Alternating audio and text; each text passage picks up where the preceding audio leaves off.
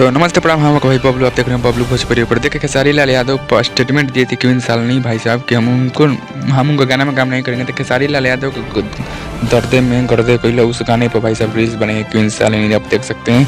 और हम उनके कमेंट को खोल कर देखें तो भाई साहब खेसारी लाल यादव का फैन उसमें क्या रेला है क्वीन सालनी को कहे कि आगे ना अपने औकात पर। एक ही लोग जो है उसमें हम आपको बता देना चाहते हैं, एक ही जो लोग है ना उसमें एक ही लोग 50-50 कमेंट किए हैं। 100 एक तो लड़का तो 100 को कमेंट किया है। आप लोग जाकर देख सकते हैं। एक लड़का जो है क्वीन सालनी के बारे में 100 को कमेंट किया है और क्वीन सालनी का एकदम छितिर-बितिर कर दिया खेसारी फैन के जितने भी पावर है वो क्वीन सालनी कहती थी खेसारी लाल यादव के साथ हम काम नहीं करते हैं। लेकिन खेसारी लाल यादव के गाना पर दर्दे में गर्दे कोई उस गाने पर रील्स बनाई है भाई साहब। उस रील्स में कमेंट में जाकर देखिए, कमेंट में छितिर-बितिर कर दिया। उस कमेंट में 50-50 लोग कमेंट किए हैं और खेसारी लाल ओनली खेसारी लाल यादव 76-72 जो भी गाना चाहिए वो भी कह दिए क्वीन सालनी के बारे में। ये है पूरा अपडेट।